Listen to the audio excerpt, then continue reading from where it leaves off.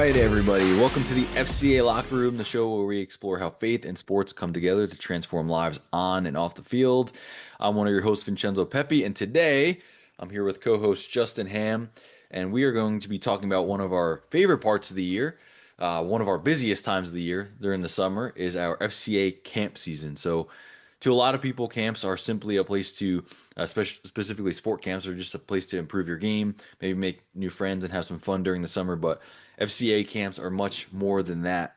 They're places where athletes grow as competitors, they discover their identity in Christ, build lifelong friendships and relationships, and often make decisions that impact the rest of their lives just on those fields. And so today we're pulling back the curtain a little bit on what makes an FCA camp different, why is it special, why camps are such a vital part of our FCA ministry, and why we believe every athlete should experience one. So, Justin, I'm excited to jump into this with you, and I'm glad that we're doing this together. Yes, sir. It's always fun when we get to come together and record a pod on the same time because we usually do these separately. So it's always fun when we get to do it together. So I'm excited to be Yeah, here. This man. was a great idea. Let's get Yeah. after it. Yeah, so as I mentioned, this one's going to be all about FCA camps. We Yeah. do run camps and different clinics, all throughout the year. It's not just a summer thing, but obviously summer is when it picks up the most, and when we do the most amount of camps, and we're traveling, and that's just it's just general camp season, and so all across the country, staff and FCA volunteers and athletes and coaches are gearing up for FCA camp.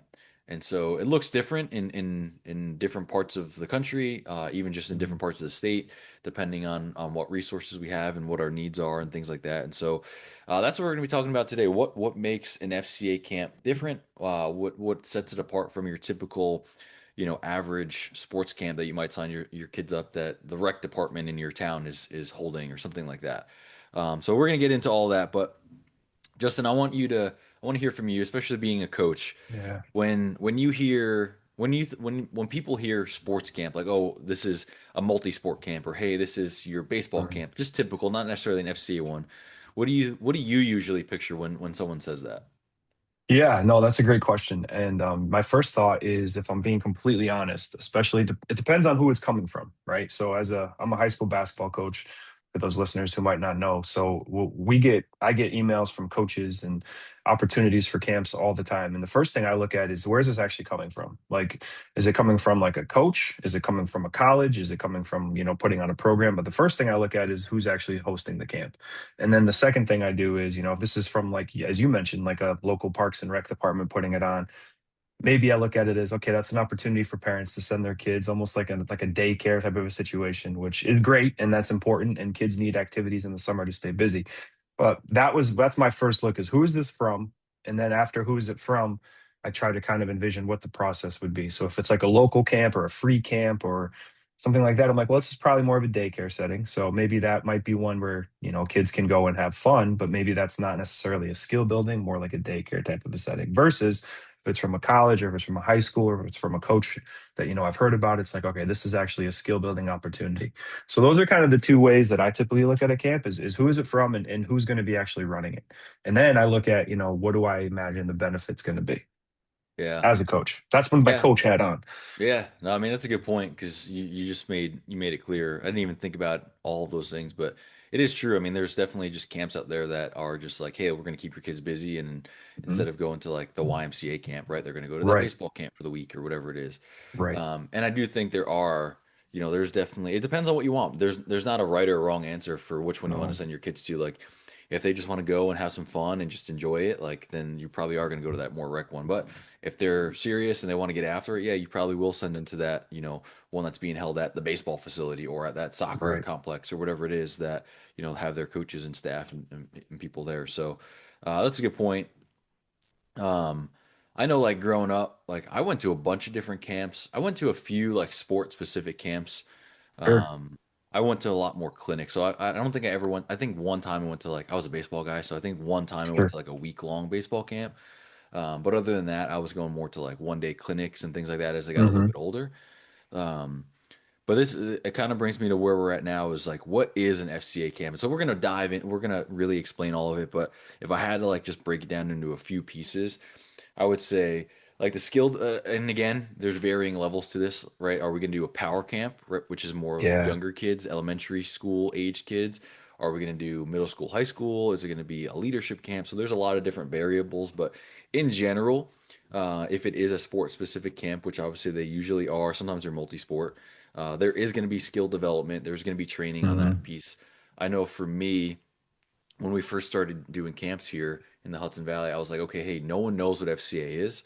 No one knows anything about our camp. So if we're going to do this, we need to have really good instructors. We need to have really great Hmm. coaches. It couldn't be just, Joey's dad who helped out with the Little League team. I mean, nothing against him. Joey. Yeah, nothing against him. And sometimes we do utilize those people more as the helpers, but not the For lead sure. instructors.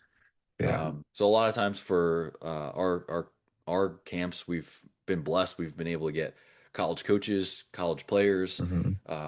club coaches, club players, things like that. Where these people are they're above average, right? Yeah. They're competing at the higher level. So there's a skill piece of it. We always include competition, right? Because we're athletes, we want to compete at it. We want to get you that skill development and that.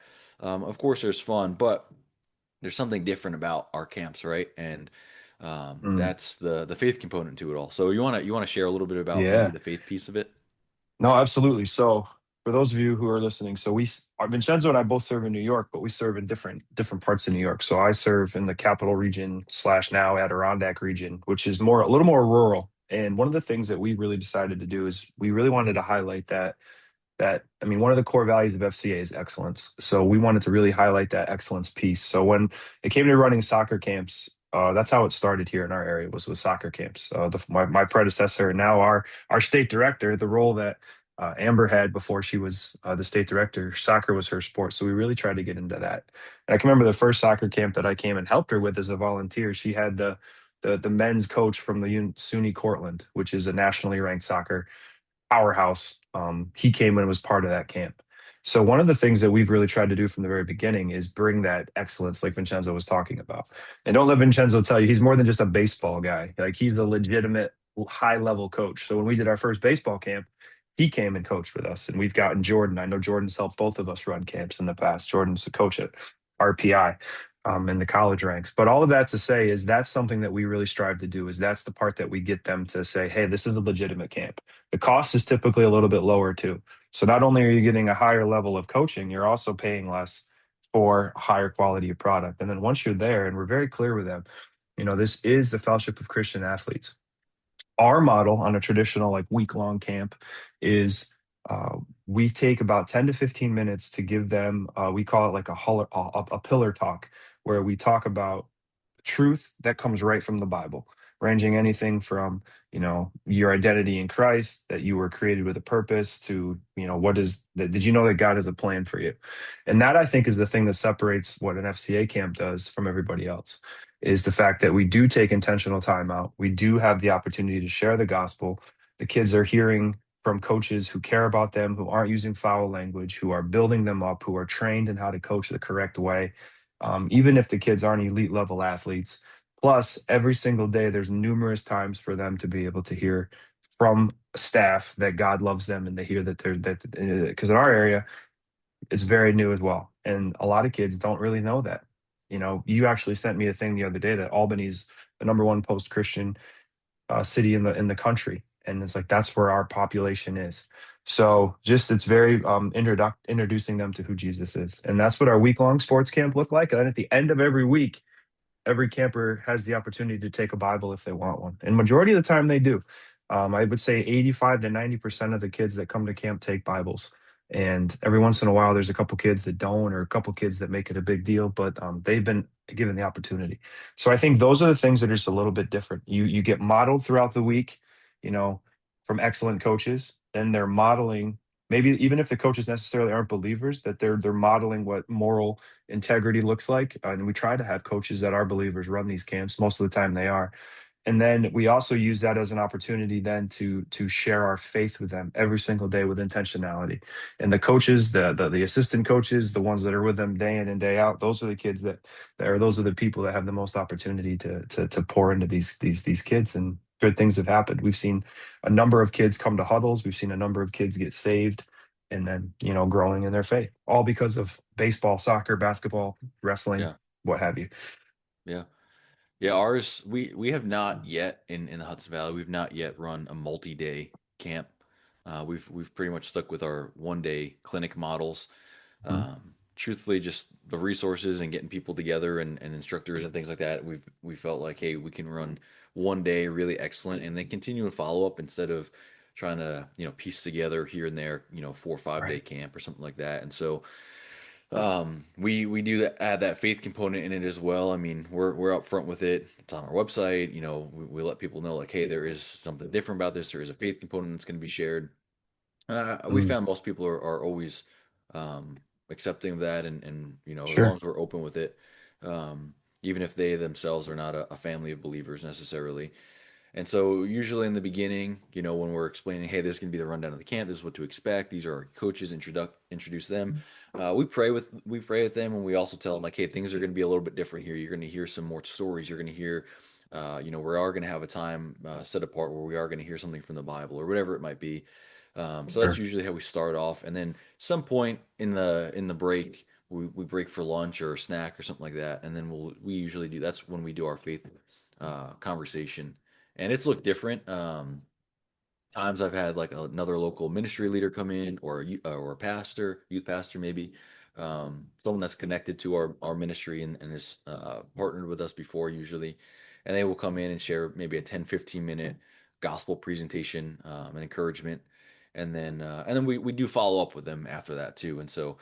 We also give the athletes, their own Bibles and handbooks and things like that. And usually at the end too, we will also have like a short, maybe 5 minute sum up of like, hey, this was great and these were great.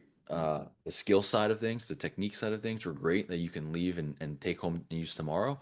But let's just like recap of like some of the conversations that were had. Yeah. And it's funny too because you just said it, like we try to always have Christian coaches there. Hmm. I think one time I've had all Christian coaches. Other than that, it's usually maybe one or outside of myself, one, two, maybe three. And then the rest are just really good coaches that I trust. They're just good people, Sure. and they're great at their craft. And so that's what we Hmm. also, we're good with that. But it's neat too because now, like last year, we ran a wrestling clinic Oh, I and remember we that. had I remember that. we had 5 coaches, and that was the first time that we had all 5 coaches were Christian, and so they varied. Most of them, 3 of them, no, 4 of them were 3 of them were current collegiate Division 1 collegiate wrestlers. One had just graduated, and then the other was the guy who owns the club, a friend of mine, the wrestling club. And so what they did is that after every session, before the next guy took the lead, they all kind of shared a little piece of their testimony or about how faith, was a vital part in them competing and things like that. So every single athlete got to hear from every single coach. But it was really cool because it was like this guy was just sharing his faith story, and then right after that, like they're getting on the mat and like wrestling around with the same guy and like listening to. So it was really neat to see it in that way. Um, but yeah, I think But that's so cool though, not to cut you off, I'm sorry, yeah, but like just the fact you brought in D1 wrestlers, like the highest level, like there's only the Olympic level wrestlers are the only one higher than that. And FCA has the resources and the networking and the background to be able to pull in like legit coaches. yeah. And it's The one guy probably at was a wrestling cheaper at Penn cost. State. Like Penn State is Yeah. like The cream best of the college crop. in the country. Yeah, Yes. yeah, So like that just goes to show like the benefit. Like so like yes, there's the spiritual piece, but these are like legitimately good camps because they had such high level coaches who yeah, care. Like these are coaches that are there because they care. They're not coming to get rich. They're coming because they care and they want to pour into the community. So yeah. I mean, I just every think coach that's we've worth had has highlighting. volunteered for us, thankfully, and that just Yeah. shows like that's another piece. Like they believe in what we're doing, Yeah. and they want to be part of it. And I think that's like you touched on excellence. Like I think that's a huge piece of it because if you go down into maybe another state where FCA has been more prevalent, it's been around Hmm. for a lot longer, has a richer history, people know about it and they know what to expect. And so some of these camps are getting two, three, four, 500 kids, maybe even up to 1,000, right? Right. And Right. for a full week. So they kind of have that reputation. We don't really have that just yet, right? So Mhm. why is someone going to come to our baseball camp or your basketball camp versus the one that's been going on for 20 years at the rec center or whatever it is, right? And so, um, like I remember the first camp we ran was a baseball camp, and I said, okay, hey, I'm gonna go get the best facility in the area, which was the Yankees minor league stadium over by us. And so like, hey, we want to get an excellent facility because that was gonna draw people in and show them like, hey, this is not just gonna happen on your local town park that has like weeds all over the place and things like this. Like it was legit Right. stadium. We brought them into the locker rooms. We had the music going, the scoreboard was going. Like it was awesome, right? And then you bring the coaches on top of that. So we always like to say it's a mixture of perspiration and inspiration. So when you come, like you Mm, will leave a better athlete, but you will also leave hearing the name of Jesus, and yeah. that's the uniqueness of what we do. So what do you think? Because you guys have done a really good job. You've had a lot of camps that have kind of continued year after year. Hmm. Our baseball camp has been the one, our biggest one. That's the one that we do every single year. We've had a couple, track clinics. We've done soccer. We've done basketball. We've done wrestling, things like that. But you guys have done a really good job of like kind of year after year doing a lot of the same things. So, what is it that you think brings those campers and those families back year after year? That's a good question. I think one of the things that we've seen is I think there's been, truthfully, we had to make an unintentional switch, I would say, about a year ago. Because you're right. Historically, we've done basketball camps every summer. We've done soccer camps every summer. We would do multiple soccer camps. And what we saw over the last few years is that our numbers started to drop. And we were asking ourselves, like, what's the reason for it? I mean, we're bringing in high level coaches, we're bringing in, you know, and what we're bringing in opportunities that are not necessarily available to rural areas. And what we realized is that we were finding that there was almost a, I don't want to say an oversaturation, but kind of, right? Like there's soccer camps everywhere. There's basketball camps everywhere. So rather than continue to do the same old, the same old, same old, because we would hear feedback like the parents loved our model, the parents loved, everything about what FCA was, but it's just here's another soccer camp, here's another basketball camp. What we decided to do strategically is how do we keep the families, maybe find another way to get them to come? And that's what we decided to do. We added a baseball camp, and that saw pretty good numbers. You actually came and you helped us with that the last few years. This year, we're not doing baseball because, again, last year we saw that there was a small dip in the numbers. So, hey, what can we do to keep the kids engaged, right? Because we don't want to just host a camp just to host a camp, right? Because it's easy to look at it as, let's just do it because that's what we're supposed to do. So we've reinvented that. And what we really started to do is we started what we call power camps. You mentioned those a little bit earlier, which is a power camp typically is for your younger elementary kids. I think it's supposed to be technically ages like 8 through 12. We do 5 through 12, which is kindergarten through sixth grade. The majority of camps that we've done in the past have been for your middle school and high school levels. So this one focuses on younger kids. But also, what we've found is we actually have been able to partner with a local church. So we have a church that we've been able to partner with that's helped us run a power camp, which has so far to date been our biggest camp that we've ever done. We had 58 kids register Hmm. for our power camp last year. Now, not all 58 ended up showing up. I think we had 55. So there were 3 kids that didn't make it, but that was our largest camp numbers wise. But also, it was actually our most intentional, gospel centered camp too, because not only did we have our 10 to 15-minute power or pillar talk, we also had huddles and Bible study time to built right into the camp. We had last year, we had the state winning, the boys basketball state winning championship coach. He was our basketball coach.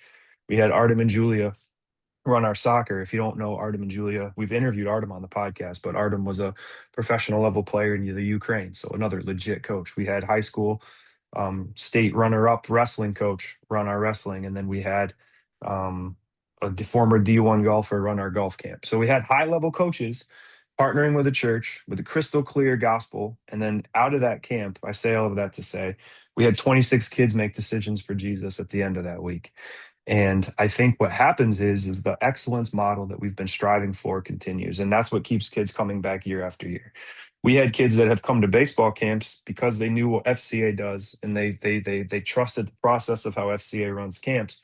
Came to this camp, and maybe they did baseball in the past, but this time they wanted to try basketball, or this time they wanted to try soccer, because it wasn't necessarily even about the sport. It was more about the fact that they understood the model seems to be something that the community loves.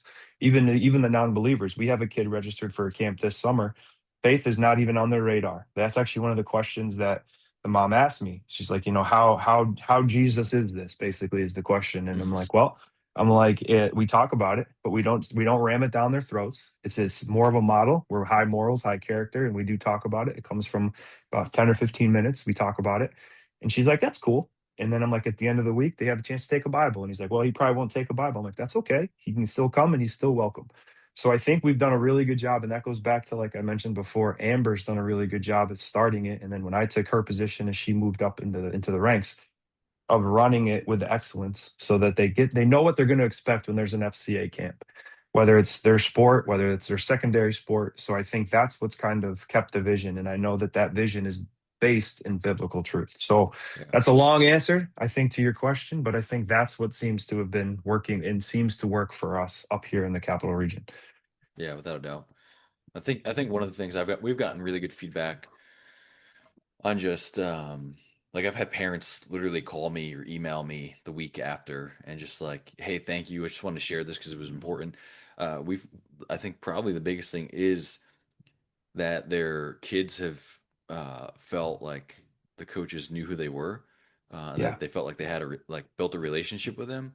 Mhm. And then they definitely tell us a lot like, hey, we appreciate you guys being great role models for them, pouring into them, sharing them something from the Bible.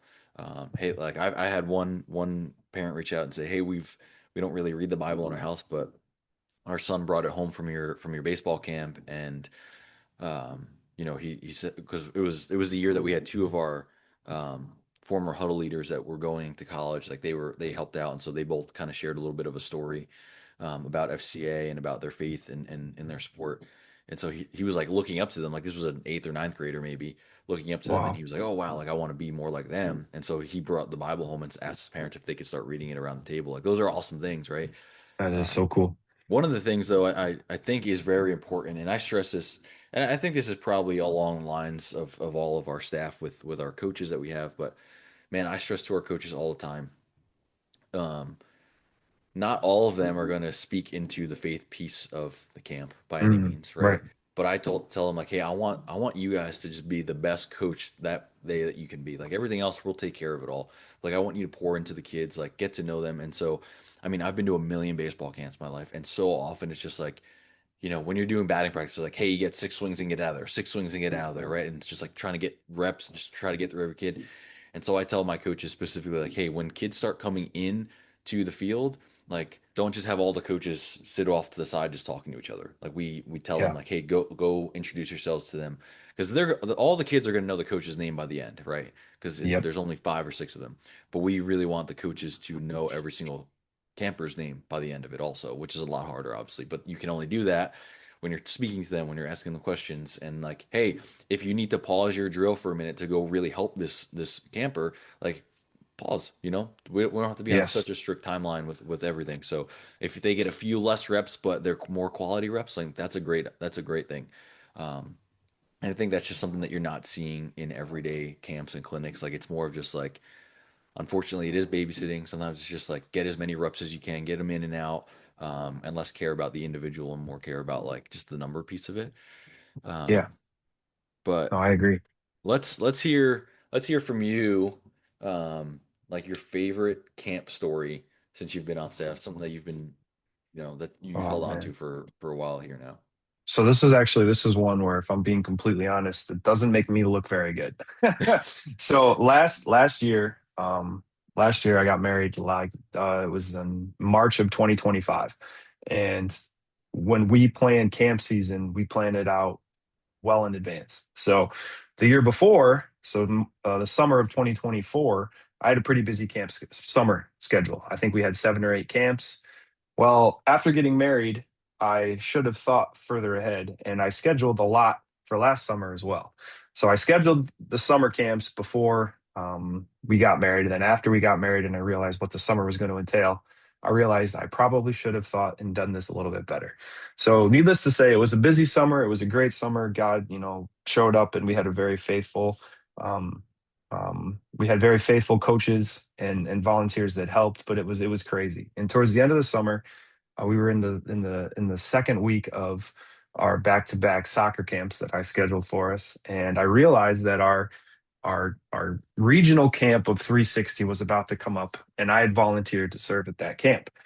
And I was talking to my wife, and I'm like, you know what? I don't think I'm going to go. It's been such a busy summer. They have so much help at camp that I think if I were to just say, I think I'm going to step back this summer. I don't think anyone would be mad. So Margot texted me and she's like, hey, are you coming to camp the 360 this summer? And I told her my dilemma and she's like, well, just let me know. I'm like, give me a day. So by the next day, I was about to text Margot. I don't think I'm going to come. When I got a text from one of my actual basketball players that said, Coach, can I go to that 360 camp this summer? And I was at like a real crossroads because if I'm being completely honest, I'm like, shoot, if he goes, I have to go.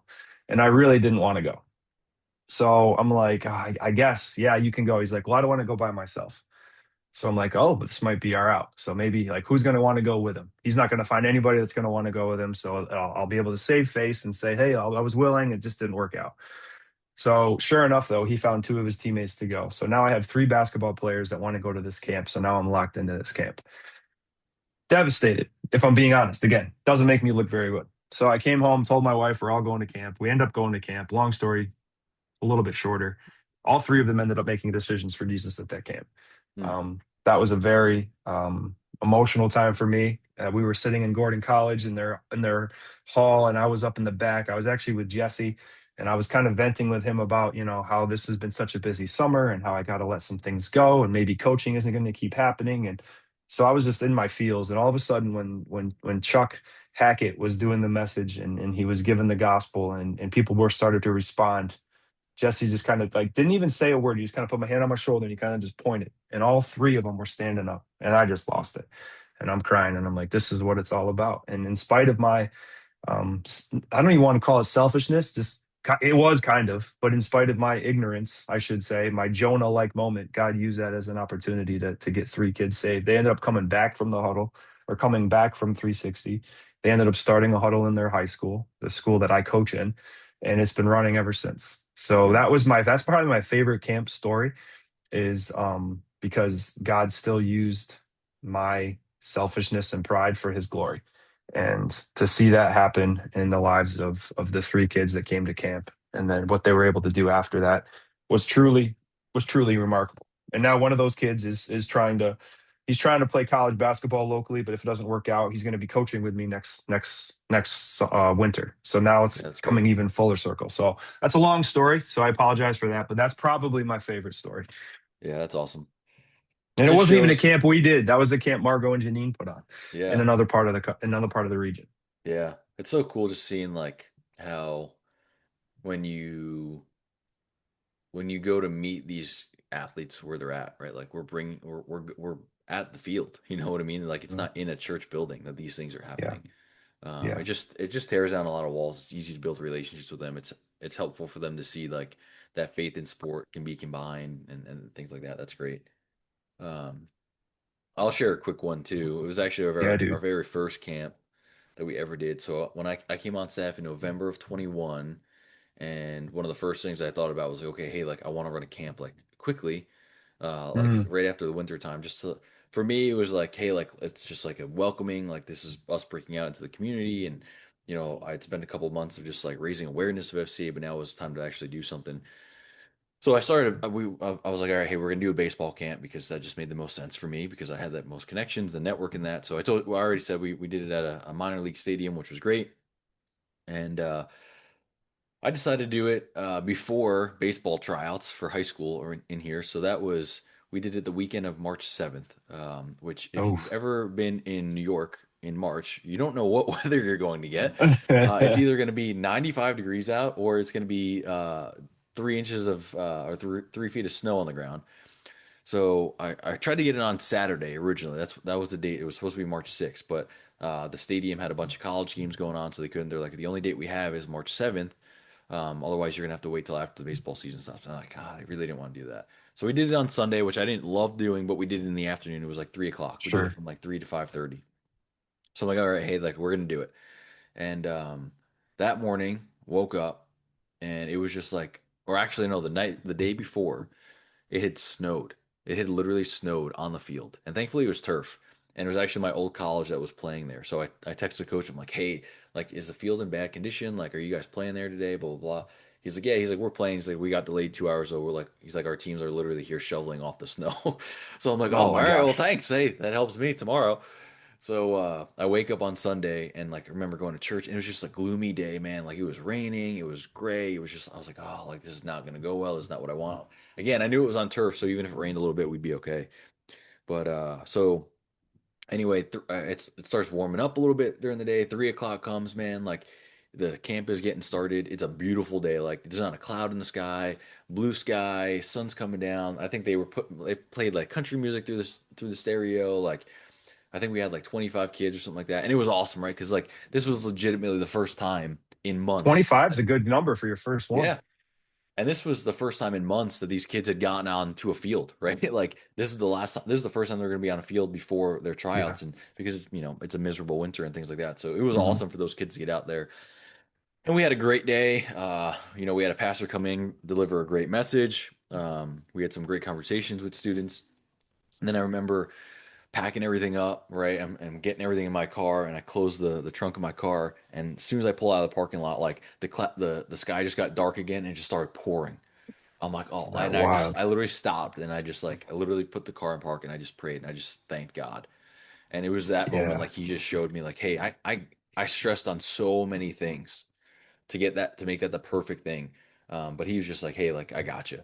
And so like that was an awesome kickoff for camps and for the ministry for me. But even from that, we got two huddles that started because of that. There were two athletes there that decided that they wanted to start a huddle because of FCA. And it's funny, like sometimes I'll randomly see it somebody at a church that like I'm visiting with an FCA sports Bible. I'm like, where'd you guys get that from? Like if I didn't recognize them, maybe, but so many of them have come to actually tell me that it was from that camp originally, that they got one, which is a pretty neat thing too, just to see that it's kind of been passed down. But yeah, all that to that's say, like you wild. never know what's going to happen in an FCA camp. Like you never know what God is doing, and we're just as staff when we put on these camps, like we're just trying to be obedient. That's We're right. just trying to create that environment, that atmosphere to best cultivate relationships with these athletes in a way that they've never really seen before on a field. That maybe interact with them in a way that they've never experienced Jesus or faith or whatever else it might be. So you never know what's going to happen there. You really don't. Um, Maybe one of the last things is just why do you think, Justin? Like, let's just talk for a minute because at one point, and I think still, like, I think camps are on the rise all across the country. But like, For sure. what is it that makes the camp piece of FCA so important to the ministry and moving the ministry forward? Yeah, that's a good question. And I think you just touched on it a little bit in that last response that you had. And I actually had pastor say this to me. He goes, the beauty of FCA is that you can take the church into the locker rooms, into the fields, into access points that the church itself necessarily can't get into.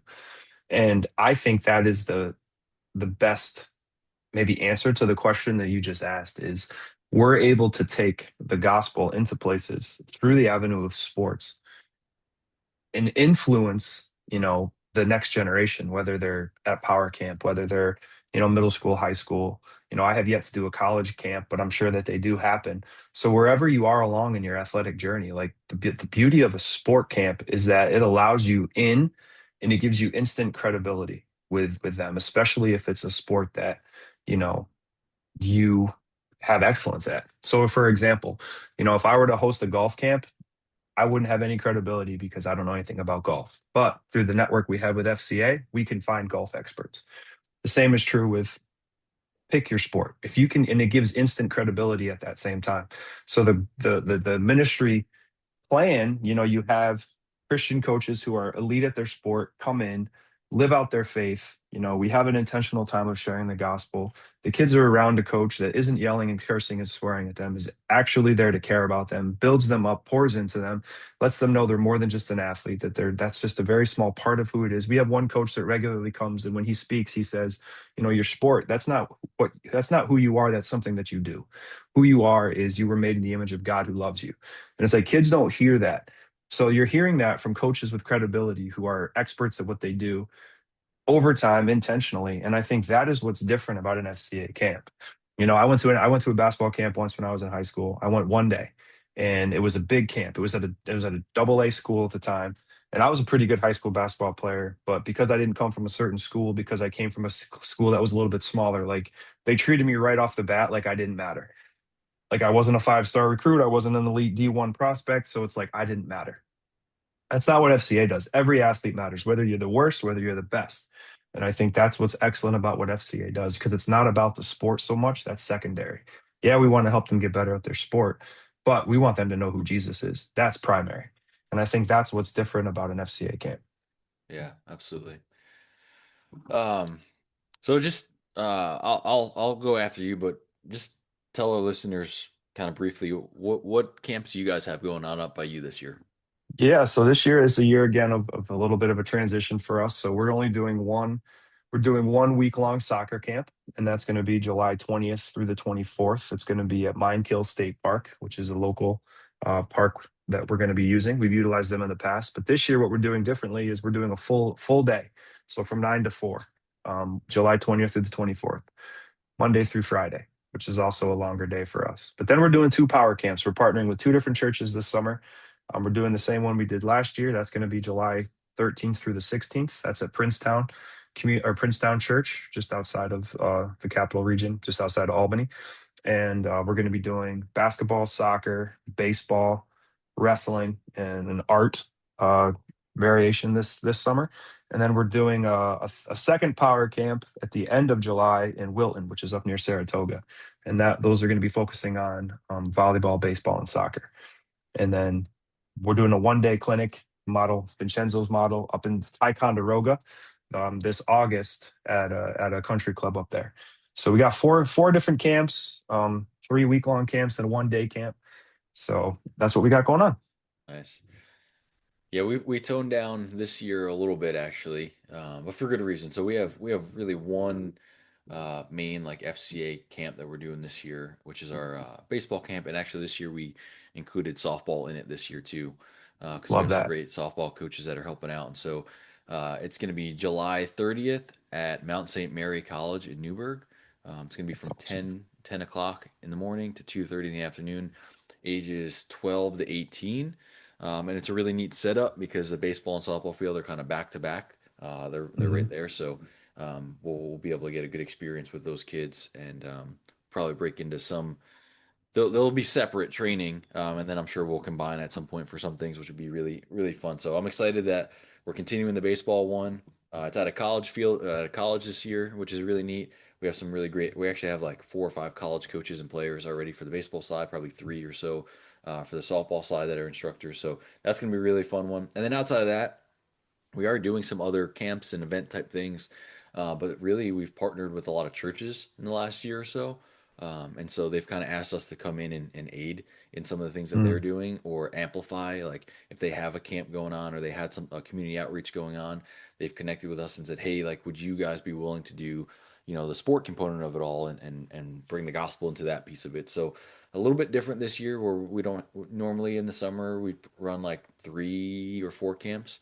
This year we have okay. one specific FCA one, and then a couple ones that we're partnering with throughout the rest of July and August um, that are we're looking forward to. So yeah, this was great. I think, just in hearing all these things, I mean, Justin and I could probably go on so much more about the stories of camps and just different things that we've seen and just why these camps are important, and the difference that they're making. But I would just challenge you, listeners, like, hey, if you are a parent who's been wondering whether your son or daughter should attend an FCA camp, or maybe just looking for something a little different this year. Maybe you've been going to the same camp every year, or maybe you just weren't happy with something, or you just would like for them to have a different experience this year. Like, hey, look into an FCA camp. We would love to Mm, have you guys there. It's different. Like your son and daughter are gonna come and like we're gonna know them. We're gonna know them by name. We're gonna get to know them. They're gonna get to know us. They're gonna get great instruction, but they're also gonna get the people that are pouring into them. So they probably years from now they won't remember all the drills, but no, they will remember the relationships that were built, the conversations that they had, and maybe even the moment that they met Jesus. And that's that's right. that's priceless in that piece of it. So yeah, we would encourage you to do that. If you want, I would say you can just go to fcacamps.org.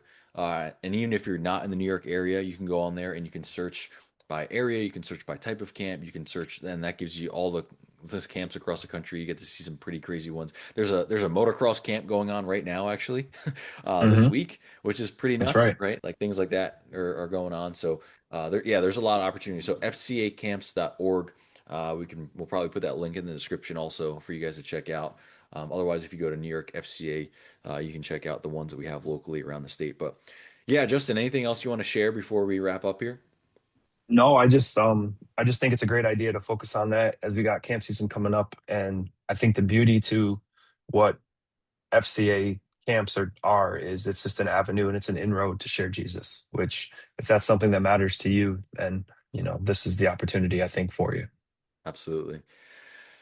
Well, we appreciate you guys tuning in, and summers are always a little crazy for us with running around. You heard all the camps that we got, and just traveling, and even honestly, just helping other people with their camps. Like I've gone up to yours before, you've come up to That's mine. right. We've gone to other FCA camps around the state and around the region. So it's a lot of fun. It's a lot of fun, and so we'll be all over the place this year. But follow our accounts on Instagram and Facebook. You can kind of get a little glimpse on some of those things. But yeah, if you're interested, like I said, FCAcamps.org. We'll put that link in the description. But until next time, compete with excellence, lead with courage, and live for Christ. We'll see you back in the locker room.